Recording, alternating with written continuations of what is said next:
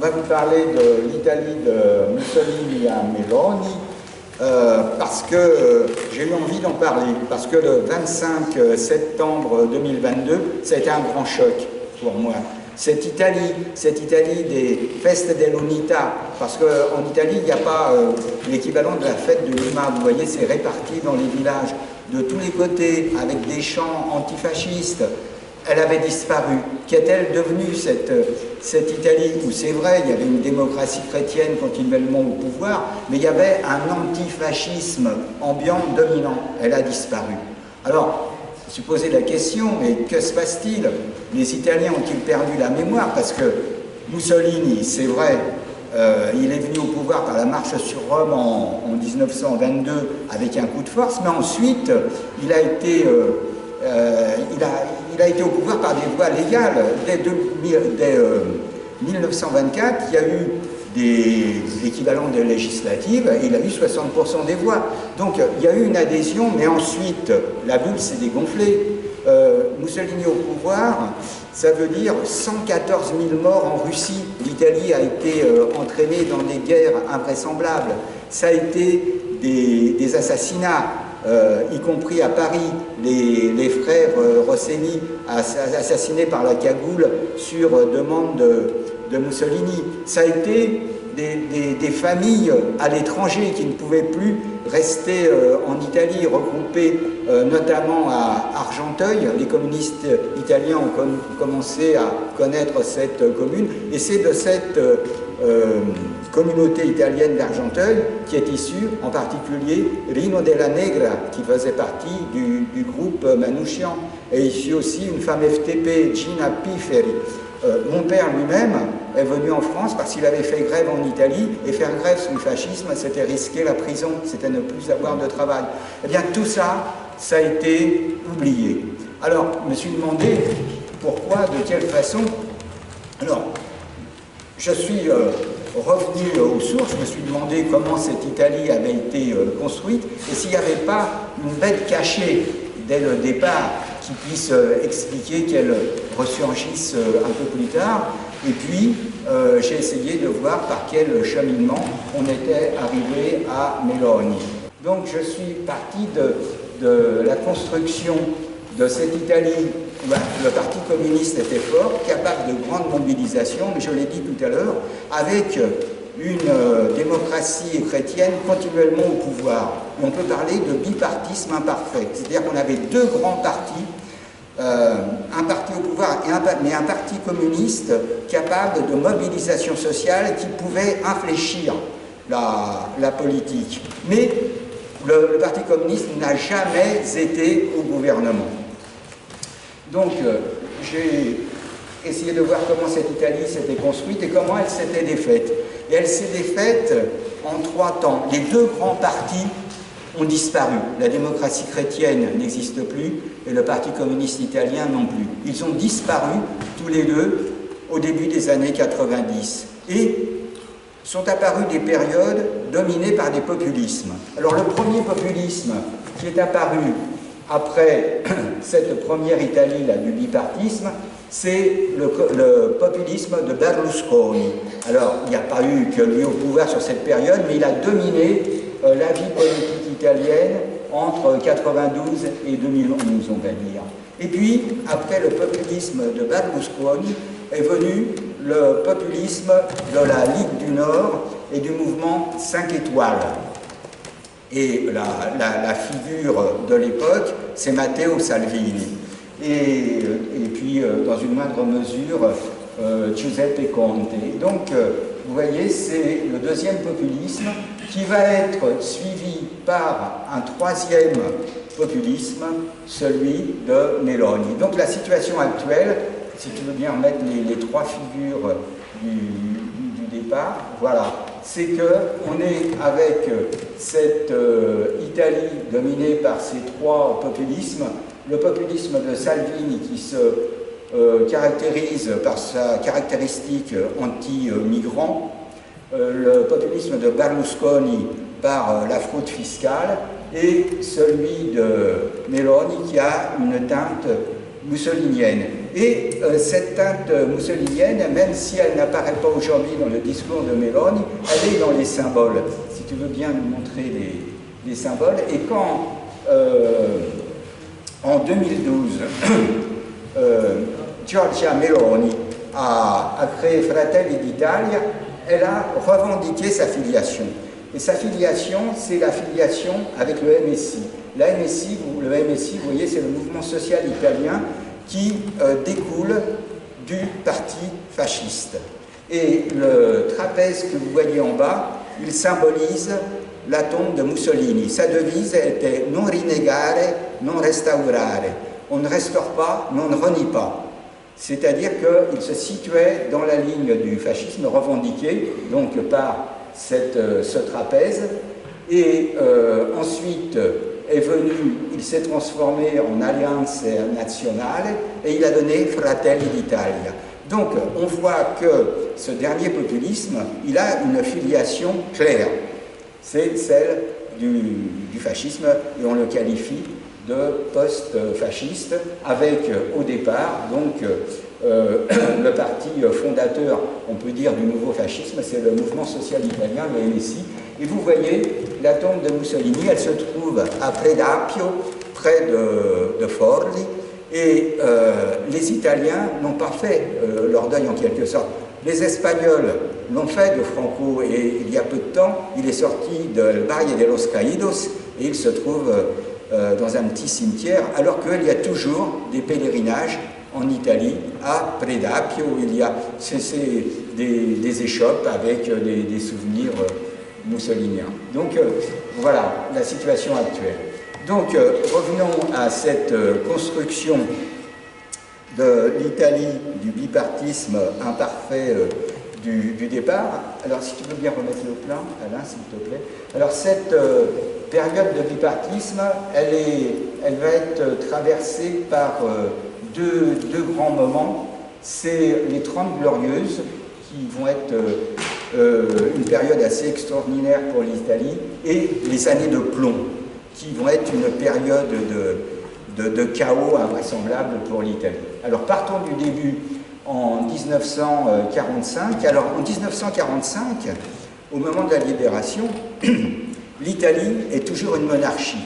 L'Italie n'a été une république qu'en 1946. Parce que, comme dans les autres comités nationaux de libération, les décisions se font à l'unanimité, et en Italie, il n'y a pas eu unanimité. En particulier, la démocratie chrétienne était partagée entre la monarchie et la République, donc on ne s'est pas mis d'accord sur le régime qui allait surgir à la libération. Donc en 1945, l'Italie est toujours une monarchie, c'est aux Italiens de choisir. Et donc on a un gouvernement provisoire qui est constitué par les 6 partis qui étaient dans le CNL italien, et contrairement à ce qu'on pourrait attendre, le président du Conseil n'est pas un communiste, alors qu'en Italie, les communistes ont représenté 50% des effectifs de partisans. Et si on y ajoute Giustizia et Libertà, qui est un mouvement socialiste non marxiste, enfin un mouvement socialiste révolutionnaire non marxiste, Giustizia et Libertà, justement des frères Rosselli, et le Parti communiste font les 2/3 des partisans italiens. Et pourtant, Togliatti, qui est le secrétaire général du Parti communiste italien, n'est pas à la tête du gouvernement, c'est Ferruccio Pari de Giustizia et Libertà qui est à la tête du gouvernement. Alors, il y a déjà cette différence entre le rapport des forces dans la résistance et le rapport des forces au pouvoir en Italie. Et ça s'explique grandement par la présence américaine. C'est-à-dire que contrairement à la France, en 1945, l'Italie a été gouvernée par les Américains. C'est mis en application l'AMGOT, ce qui veut dire administration militaire des territoires occupés par les Alliés. Et donc les Américains ont administré l'Italie jusque fin 1945. Il y avait, et il y a encore, des bases américaines en Italie. À la libération, il y avait eu plus de 10 000 hommes sur une centaine de bases. Et même la monnaie était contrôlée par les Américains. La monnaie qui a circulé jusqu'en 1950, parallèlement à la lire, il y avait ce que les Américains appelaient l'âme-lire, dérivé de l'âme-vote. Donc une emprise américaine extrêmement forte sur le pays qui rendait le Parti communiste prudent. Et Togliatti a simplement été ministre de la Justice et ce premier gouvernement, il a organisé les élections de 1946, d'où a émergé un tripartisme. Alors, comme je vous le disais tout à l'heure, le rapport de force n'est pas du tout celui de la résistance. La démocratie chrétienne qui a été très discrète, les démocrates chrétiens représentaient 5% des brigades de partisans, les Fiamme Verde, seulement. Eh bien, vous voyez, ils sont en bleu, ils font quasiment la moitié, la moitié des voix, des votes. Les en vert, ce sont les républicains qui sont du côté de la gauche, et on aboutit en 1946 à une chambre équilibrée. Parti socialiste, Parti communiste, quand on additionne les deux, ils font chacun autour de 20%. La démocratie chrétienne fait 35%. Et avec les petits partis, on a une chambre entre les deux. Et les Italiens, en même temps qu'ils choisissent les députés, ils choisissent le régime. Ils choisissent la République. Mais pas de façon écrasante, à 56%. Et au sud de l'Italie, c'est la monarchie qui est devant. La République en Italie n'a pas été évidente et une moitié du pays était pour le sud du pays était pour la monarchie. Donc il y a ce gouvernement de là est issu ce qu'on pourrait appeler un gouvernement tripartite avec les communistes, les socialistes socialistes de Nenni qui ont des positions assez proches des communistes, ils font bloc avec les communistes et la démocratie chrétienne. Et ce gouvernement tripartite, il va mettre sur pied une constitution qui est toujours en vigueur aujourd'hui et que le président du Sénat italien, il y a quelque temps, a qualifié de constitution soviétique. Elle est toujours là, et il y a des principes républicains fondamentaux dans cette constitution qui a résulté d'un compromis entre la démocratie chrétienne et le Parti communiste avec deux hommes clés, l'italien Giorgio La Pira et le communiste Umberto Terracini. Ils ont réussi un compromis de nature antifasciste qui n'a pas plu du tout au Vatican. Et là, il y a eu un décalage entre la démocratie chrétienne au Parlement, enfin son aile la plus avancée qui participait à la rédaction de la Constitution, et la hiérarchie du clergé qui était complètement opposée à la participation des communistes au gouvernement. Et il y a eu une campagne anticommuniste d'un niveau absolument incroyable, avec des menaces d'excommunication pour qui votait communiste. Alors voilà, je vous décris. Alors là, c'est un décret de l'évêché de Plaisance. C'est un péché très grave. S'inscrire au Parti communiste, le favoriser de quelque mode que ce soit. Péché très grave de lire la presse communiste, de propager les journaux communistes, et je vous passe le reste. Il y a une bulle papale qui dit c'est péché mortel d'être au Parti communiste, c'est l'excommunication. Donc c'est vraiment la charge énorme, un poids sur la présidence du Conseil qui est le président du Conseil et démocrate chrétien, c'est Alcide De Gasperi, et il y a une pression américaine sur lui, et il vire, il demande aux communistes de partir du gouvernement. Ça se passe au printemps 1947, et les communistes s'en vont du gouvernement et n'y retourneront plus.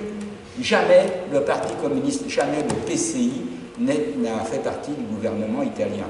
Ensuite, c'est le PD, Partito Democratico, qui fera partie du gouvernement, mais le PCI en tant que tel n'a jamais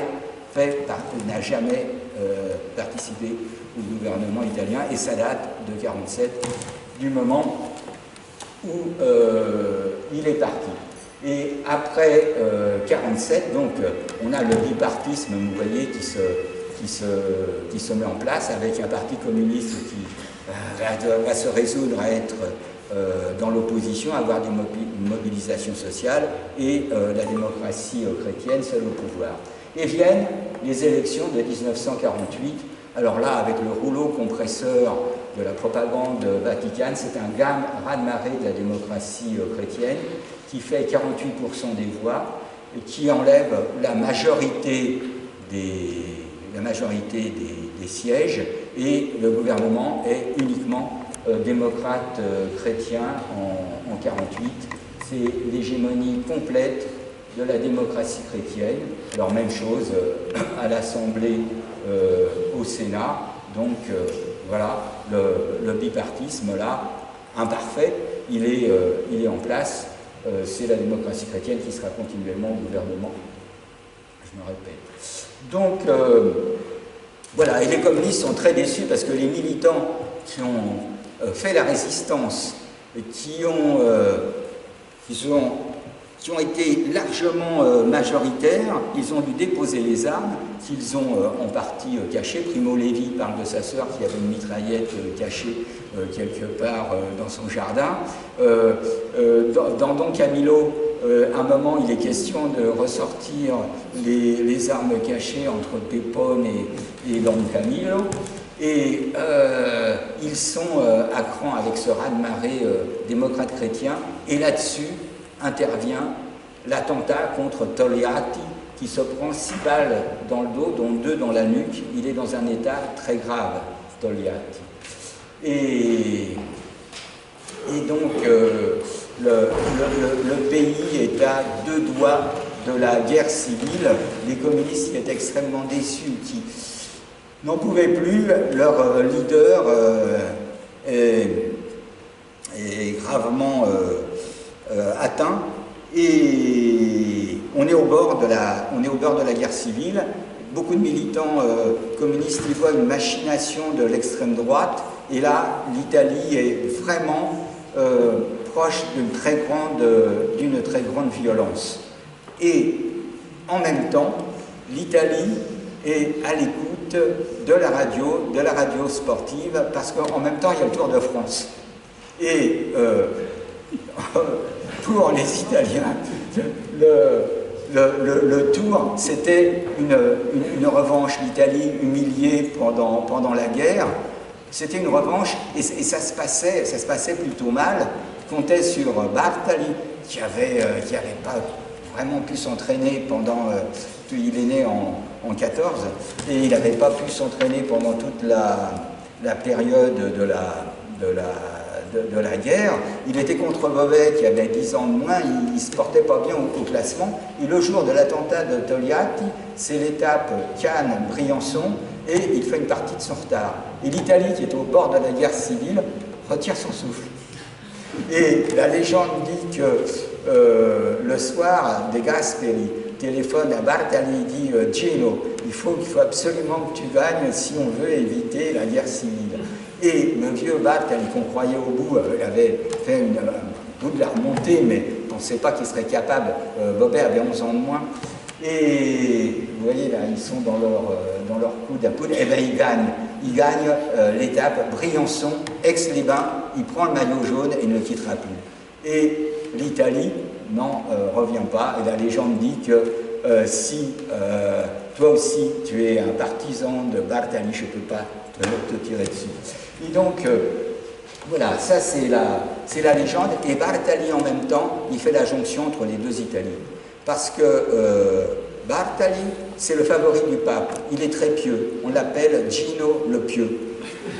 Et en même temps, quand il s'entraînait, il avait des messages et il a sauvé des centaines de juifs. Et son nom, il est sur le mur des justes à Yad Vashem.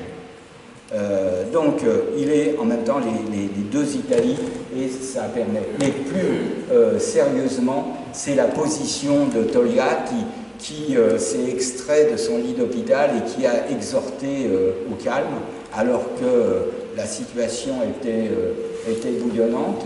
Et même si on a des doutes sur la machination de l'attentat qui a été attribué à un illuminé, il a calmé le jeu parce que, bon, il y avait eu Yalta en février 1945, donc il n'était pas évident que l'Union soviétique soutienne le Parti communiste italien. Et puis il y avait l'exemple grec, où les Grecs ont été la résistance grecque a été complètement laminée. Donc il a calmé le jeu, et l'attitude de Togliatti a inspiré un peu plus tard un film de Francesco Rosi, où, alors là, Francesco Rosi a un peu enjolivé le moment. Il suppose que l'extrême droite abat le chef du parti communiste, et que le gouvernement travestit la vérité et fait croire que c'est un commissaire de police. Dans le film c'est Lino Ventura, le film c'est Cadavres Eschi. Fait croire que c'est un commissaire de police qui a tué le chef du parti communiste italien, qui est devenu fou et qui s'est suicidé. Et donc voilà cet extrait où le dilemme de Togliatti est repris par Francesco. Il l'a donc tué et s'est tué ensuite.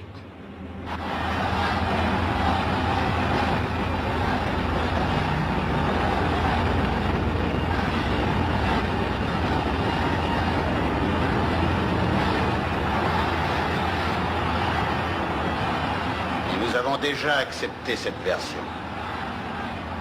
D'après les données, tout permet de croire que c'est lui qui l'a tué. Moi, je dis non. Je connaissais bien Rogas, il n'était pas fou. Le complot a eu lieu. Et ils se sont sentis assez sûrs d'eux pour le pousser à fond. Et ils ont inventé la dernière provocation, un inspecteur de police qui tue le secrétaire du parti. Et même si c'est ça, mais qu'est-ce que tu veux? La guerre civile, l'affrontement? Non. Mais ne pas en être complice. Mais quel complice? Pour parler de complicité, il faudrait se prêter à leur jeu. Déchaîner les masses, voilà ce qu'ils veulent.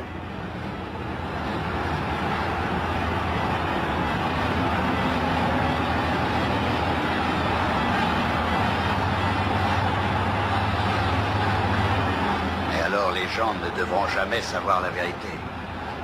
La vérité n'est pas toujours révolutionnaire. Voilà, la vérité.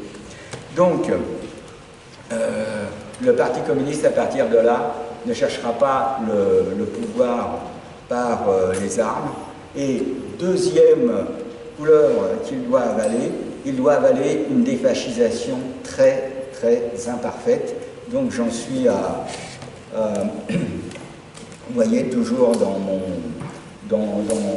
plan, après, au point 12, là, les imperfections de la défascisation. Et cette défascisation, elle émane du décret Togliatti de juin 1946, qui était pour une réconciliation, mais le Parti communiste pouvait penser la contrôler, cette défascisation. Il pouvait penser être au gouvernement alors qu'il en est exclu. Et ça donne vraiment des résistants qui sont condamnés de façon arbitraire et des fascistes qui s'en sortent alors qu'ils sont lourdement responsables. Et l'exemple emblématique, c'est celui de Don Pasquino Borghi, qui a été jugé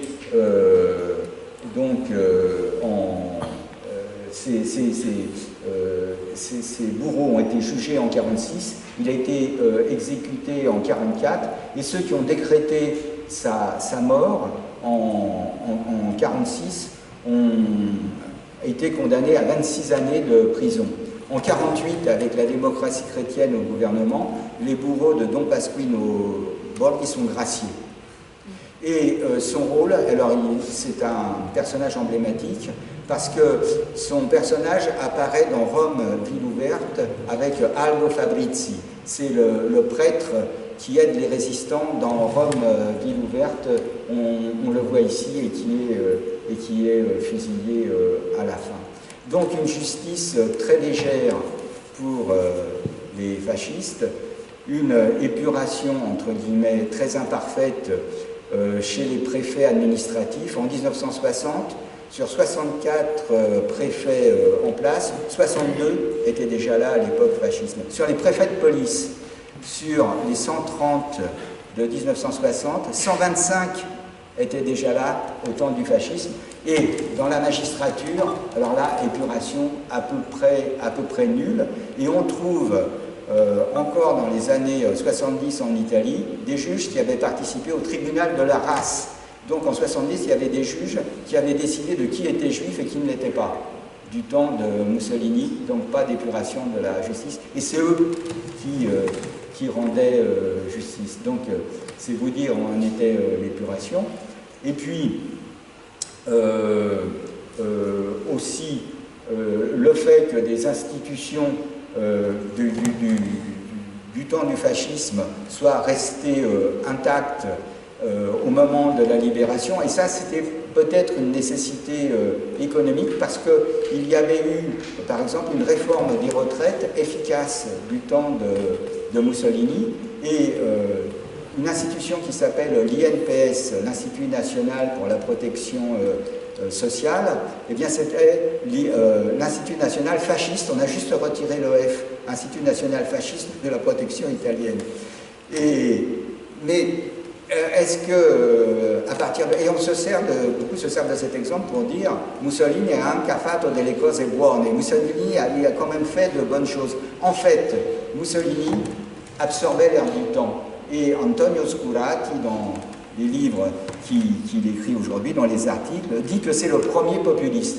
Il savait flairer, il savait où prendre l'air, et il n'avait pas de génie, mais il savait absorber. Nous nous permettrons d'être pour l'aristocratie et pour la démocratie, pour la réaction et pour la révolution, pour la légalité et l'illégalité, selon les circonstances du temps, du lieu et de l'ambiance. Mussolini qui dit ça, il popolo d'Italia en avril. Popolo d'Italia. Et donc, vous voyez donc cette continuité. Et la cerise sur le gâteau, c'est que le parti fasciste, enfin l'idéologie fasciste, va pouvoir au moins en partie subsister par le parti dont je vous ai parlé tout à l'heure, le mouvement social italien. Il est autorisé et il se crée en décembre 1946. Giorgio Almirante, qui avait été secrétaire du ministre des Affaires culturelles de la République de Salo, c'est-à-dire la République qui avait été installée par Hitler avec Mussolini comme fantoche, le chef de cabinet du ministre de la Culture peut fonder un parti en disant je ne restaurerai pas, il lui suffit de dire que voilà, il ne renie pas, mais il suffit de dire qu'il ne restaurera pas, et ce parti il participe aux élections de 1948 où il fait 2%, et dans les années 60, il fera 6-7%. Donc je vous disais tout à l'heure qu'on peut se demander pourquoi à un certain moment le post-fascisme a pu se développer, mais c'est peut-être qu'il y avait une filiation qui est restée, qu'il y avait, les germes étaient là, et ce germe c'est le MSI, le mouvement social italien, qui a traversé le temps jusqu'à Meloni aujourd'hui. Donc on a cette défascisation imparfaite, et ce système donc de bipartisme imparfait, de défascisation imparfaite, il va connaître les 30 glorieuses. Alors, à partir des années 50, l'Italie va connaître, et surtout dans les années 60, un élan économique absolument incroyable. Avec le Japon, ce sont les seuls pays au monde qui ont connu une croissance à 2 chiffres. L'Italie a dépassé les 10% de croissance.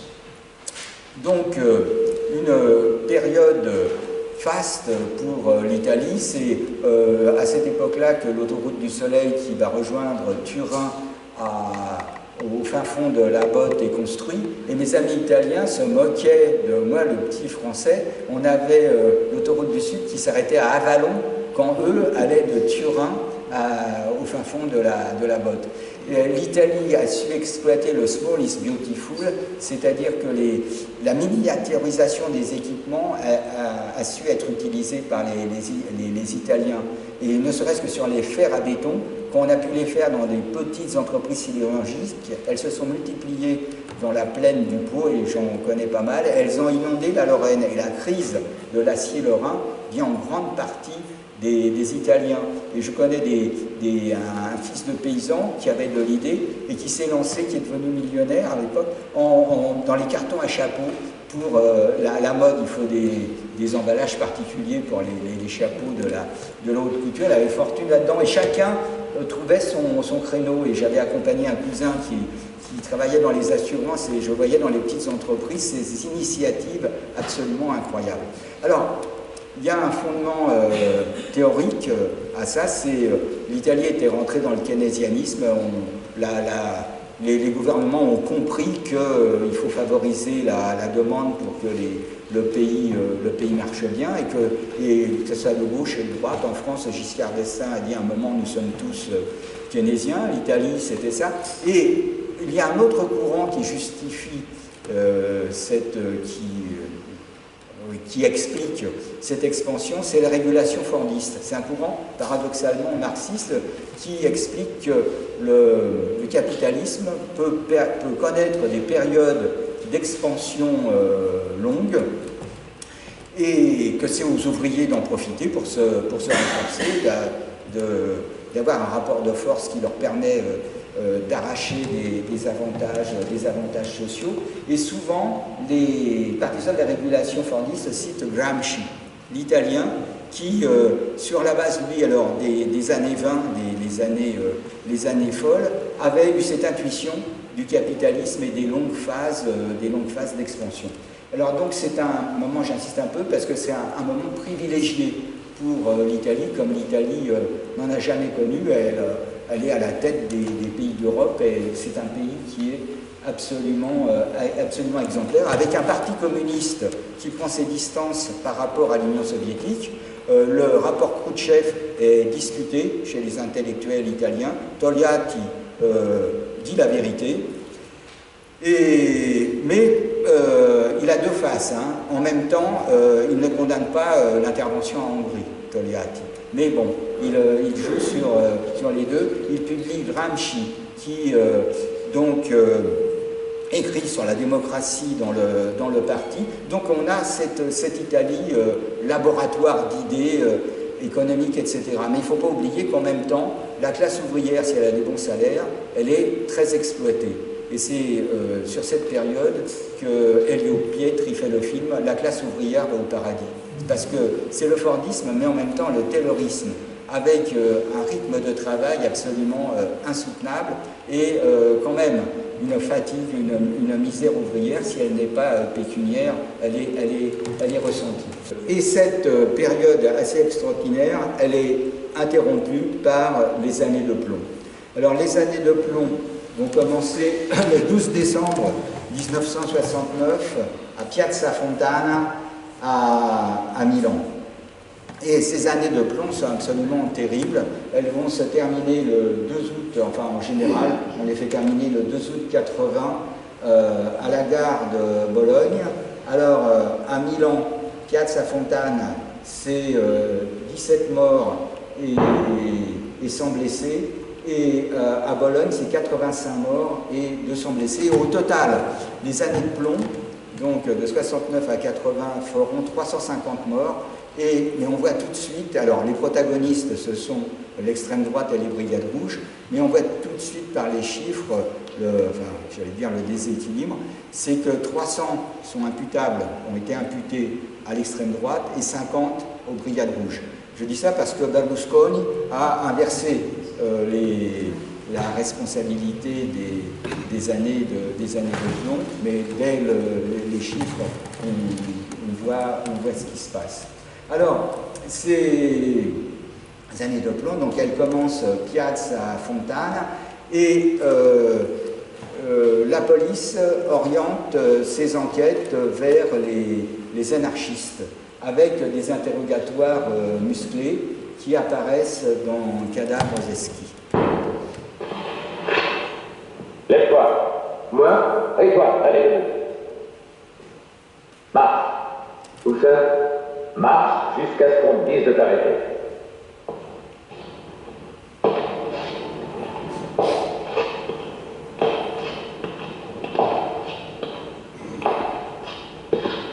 Demi-tour. Marche. Avance. Je reconnais. Plus vite, plus vite. Allez, tourne-toi. Avant. Envie-toi. Allons. Alors, c'est lui.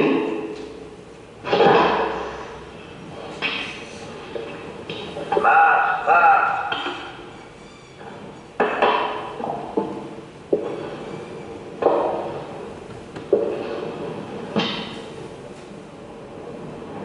Bon, reprenons du début. Donc, tu prétends que les deux garçons me sont tombés dessus et que tu es tombé de bicyclette. Ah non, j'ai pas dit ça du tout. J'ai dit qu'il m'en faut tomber. Ça ne change rien. L'important, c'est que tu les as vus qui s'enfuyaient. Et tu as vu que le basané était estropié et boitait. Je n'ai pas vu s'il avait la peau basanée ou non. Ça ne change rien. Il boitait, tu l'as bien dit. Peut-être, mais ça a été l'affaire d'un instant alors. Un instant de combien? Ça a été l'affaire d'un instant. Puis ils sont aussitôt montés dans la bagnole. Une voiture. Et tu m'en as jamais parlé de cette voiture.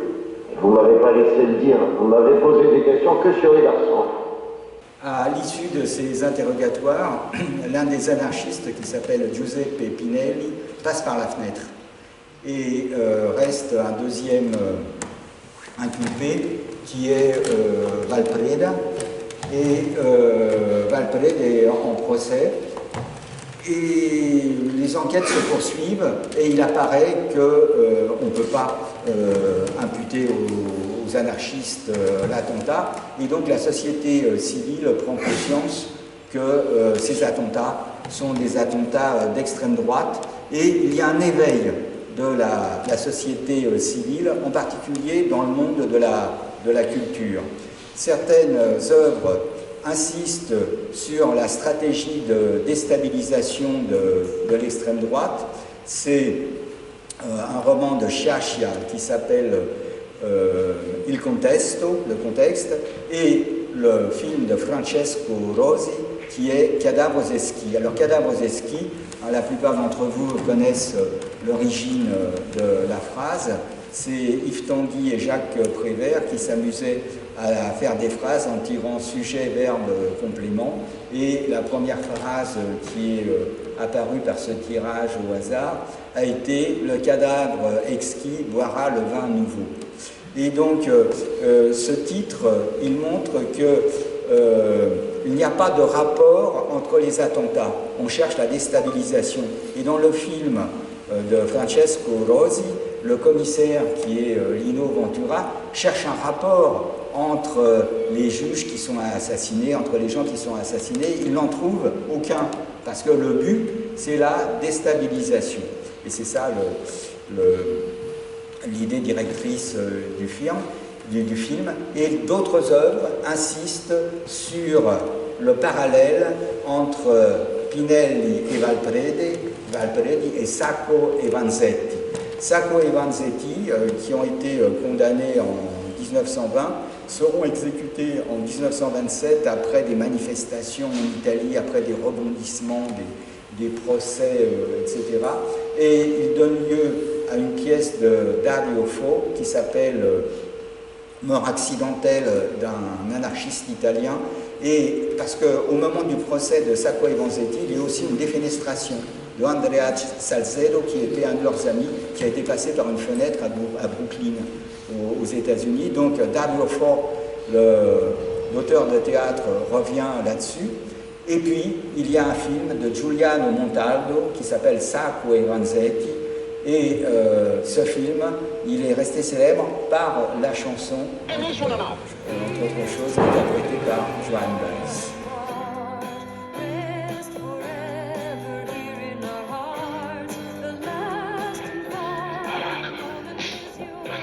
Cambiare testimonianza. Lei fa finta di non credere che la polizia, il giudice, il governatore, i ministri siano tutti d'accordo. nel volere una condanna ad ogni costo. Non si avrebbe il diritto di ammazzare neanche un cane in base alle prove presentate al processo di Deda. E io torno a ripetere che la società nella quale ci costringete a vivere e che noi vogliamo distruggere è tutta costruita sulla violenza.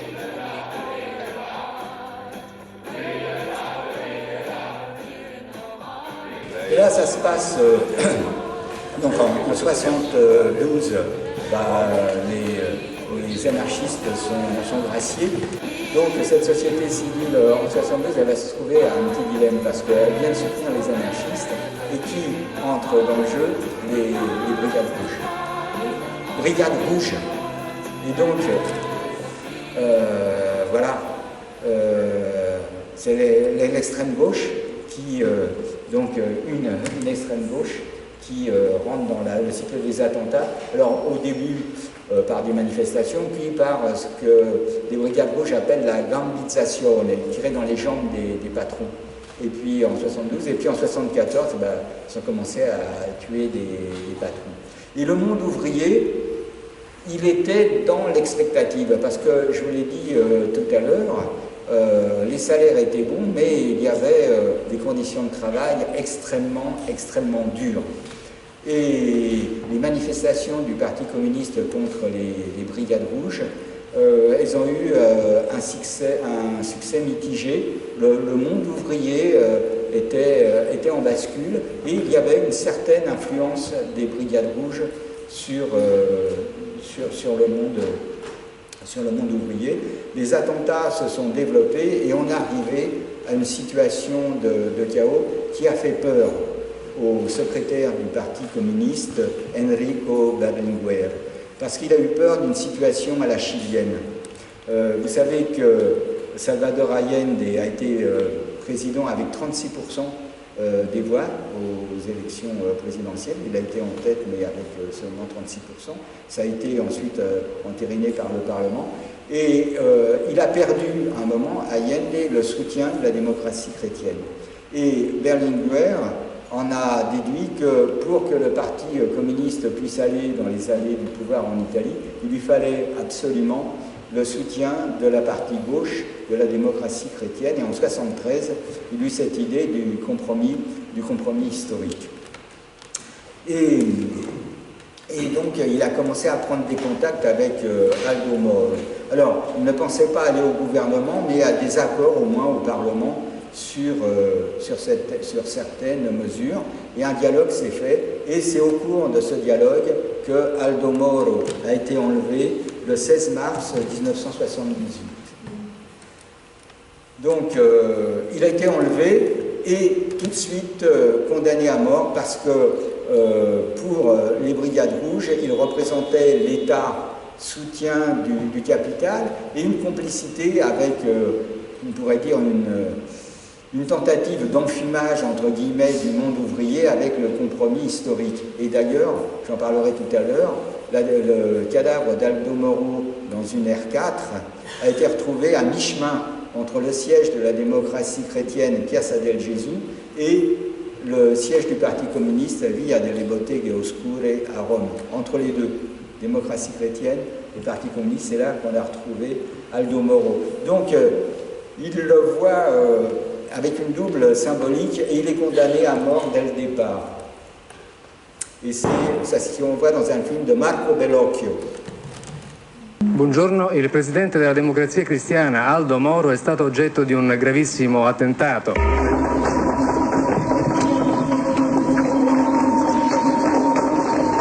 Siamo di fronte a un piccolo gruppo di assassini.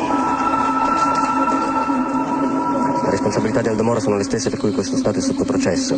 La sua colpevolezza è la stessa per cui la DC e il suo regime saranno definitivamente battuti e dispersi dall'iniziativa delle forze comuniste combattenti. Non ci sono dubbi, Aldo Moro è colpevole e viene pertanto condannato a morte. Voyez, il est condamné à mort. Et puis, le rapport entre Aldo Moro et ses ravisseurs évolue et les brigades rouges vont être d'accord pour que Aldo Moro fasse une lettre au pape pour que le pape intervienne dans une demande d'échange de prisonniers. Et cet épisode est repris aussi par Marco Bellocchio.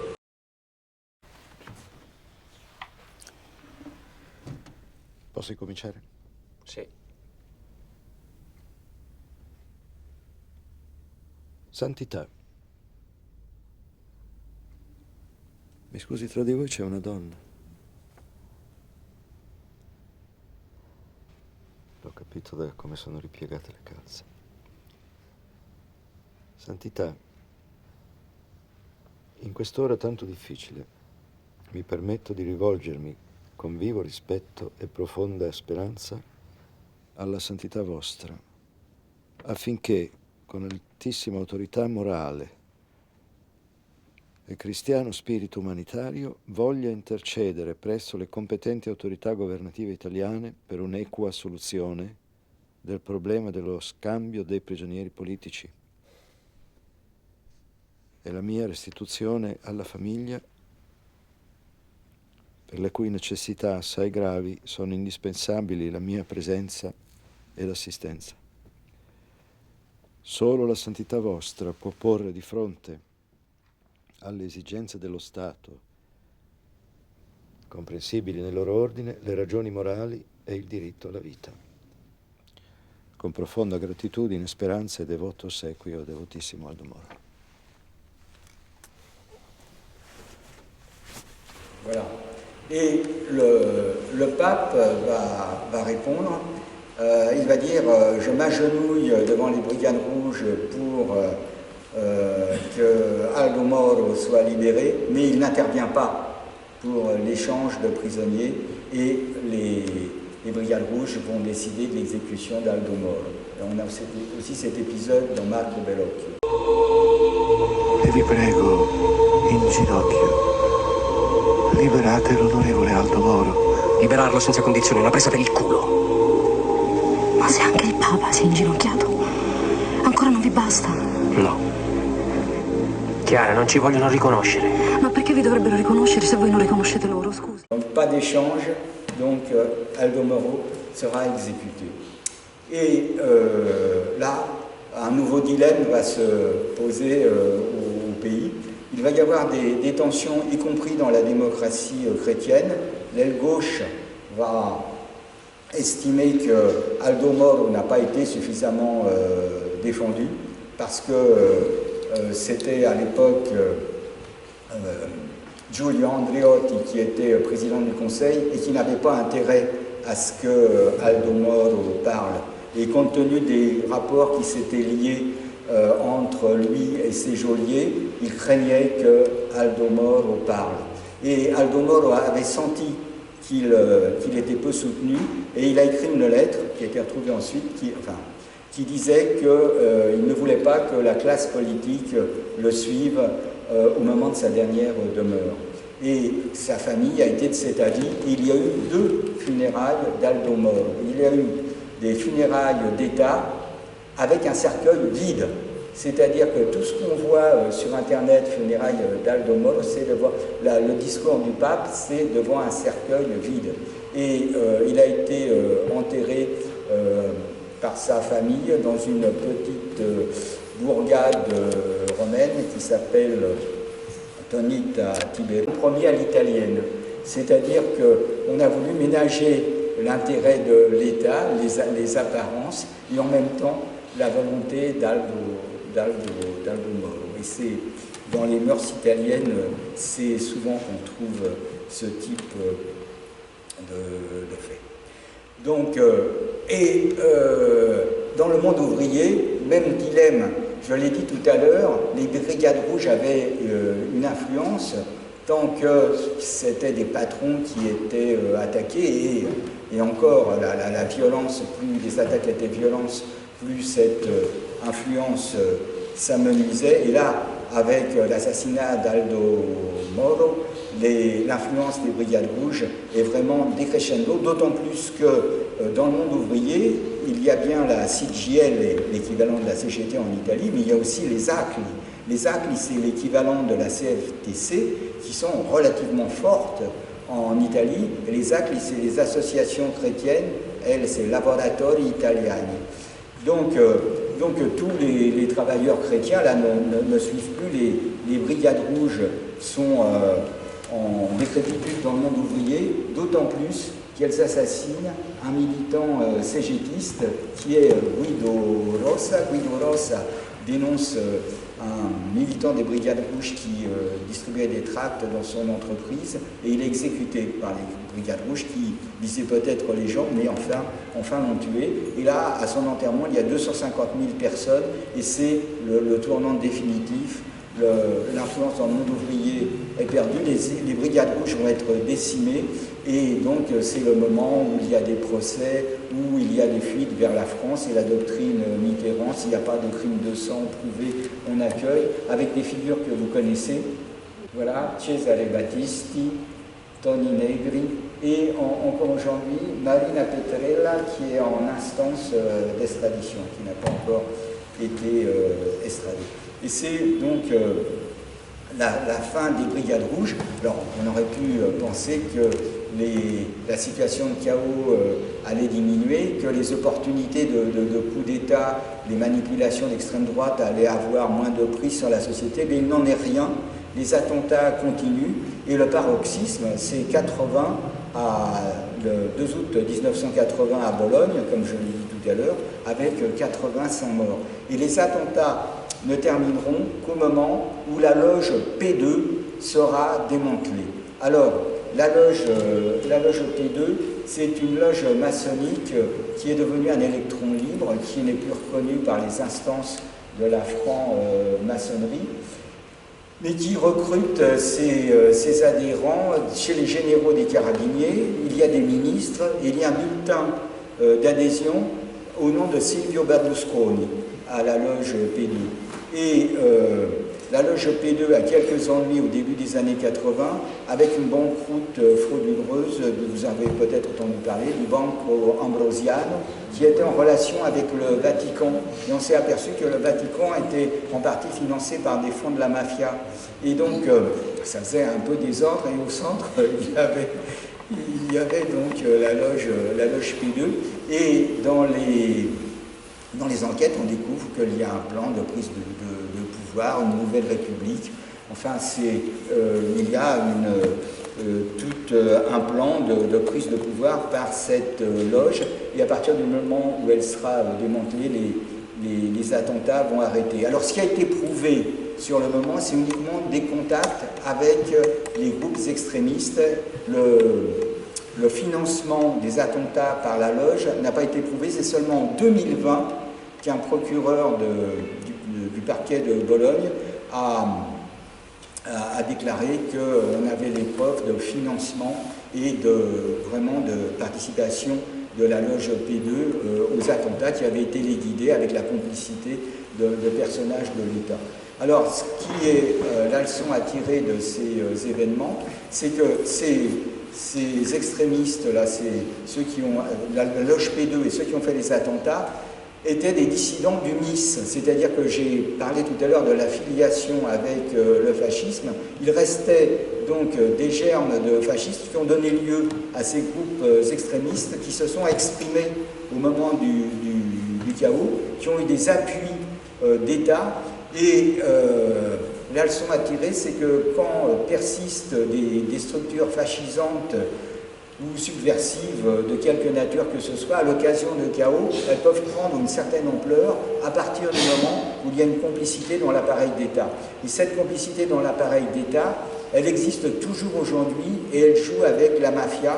On s'en est aperçu à l'occasion de l'arrestation de Matteo Denaro, il y a quelques mois, il est mort le mois dernier. C'était le dernier grand chef de la mafia. Il est resté en cavale pendant 30 ans. Et une procureure, vous allez voir sa déclaration, va déclarer que c'est impossible de rester en cavale 30 ans s'il n'y a pas une complicité au plus haut niveau. La procureure, c'est Teresa Principato. Cet échec n'était pas lié au manque de capacité de nos forces de l'ordre et de nos enquêteurs. Il est le résultat d'un système de soutien dont Messina Denaro a pu bénéficier à tout niveau, politique, économique, institutionnel. Donc voilà. Et les années de plomb se terminent de cette façon et va s'ouvrir une nouvelle période où vont disparaître le Parti communiste et la démocratie chrétienne à un nouveau contexte. La démocratie chrétienne va disparaître parce que les années de plomb l'ont usée, et de 83 à 87, elle va partager le pouvoir avec le Parti socialiste de Bettino Craxi. C'est lui qui va être président du Conseil. Pendant un moment, c'est lui qui va remplacer Giulio Andreotti, qui va reprendre le pouvoir jusqu'en 92. Donc il y a une certaine usure. L'attitude de la démocratie chrétienne pendant les années de plomb a mal passé dans l'opinion, et des 48% qu'elle avait en 1945, elle est passée à 30% au début des années 90. Donc il y a cette usure. Elle ne maîtrise plus la sécurité du pays. En 92, c'est les attentats contre les juges, ça vous dit peut-être quelque chose, Paolo Borsellino et Giuseppe Falcone, qui, sur une autoroute, à quelques mois d'intervalle, leur voiture explose. Et la démocratie chrétienne ne contrôle plus la mafia. Jusqu'ici, il y avait un contact et les actes mafieux étaient relativement canalisés. Et puis, de 86 à 87, il y a eu un grand procès. C'est le procès Buscetta qui a donné lieu à un film toujours de Marco Bellocchio qui s'appelle Le Traître. Et là, la mafia est grandement démantelée, en particulier Totorina tombe, qui était le grand chef mafieux. Et à partir de ce moment-là, la mafia ne se juge plus suffisamment protégée par les hommes politiques, et elle donne libre cours à ses règlements de compte, à ses attentats contre les juges. Et ça joue contre la démocratie chrétienne. Et puis les affaires d'Andreotti. Andreotti qui a manigancé le financement de la démocratie chrétienne, lui aussi par des fonds mafieux, et ça apparaît lors de banqueroute. Il apparaît qu'il a organisé des élections avec la mafia, donc discrédit de Andreotti. Et puis cerise sur le gâteau, c'est l'épisode Tangentipoli. Là, une tangente en italien, c'est une enveloppe, c'est un pot de vin. Et il apparaît en 92 que tous les partis au pouvoir ont participé au système de pot de vin, et bien sûr la démocratie chrétienne, c'est-à-dire que les entreprises avaient les marchés moyennant un financement des partis, et c'est à peu près des grands partis, seul le Parti communiste en est sorti indemne. Donc ça a été le discrédit complet, et la démocratie chrétienne a dû s'auto-dissoudre à ce moment-là. Alors donc c'est à août, la démocratie chrétienne, reste le Parti communiste. Alors le Parti communiste, bien qu'il ait un peu louvoyé pendant les années de plomb, parce qu'il voyait à un moment les brigades rouges un peu comme concurrents, et bien à la fin des années de plomb, il fait des scores tout à fait enviables. Au moment de l'enterrement de Berlinguer, il y a des européennes, et le Parti communiste italien fait, tenez-vous bien, 34%. Un parti communiste européen qui fait 34% des voix, c'est quand même étonnant. Mais il va être entraîné par le tourbillon de la fin de l'Union soviétique.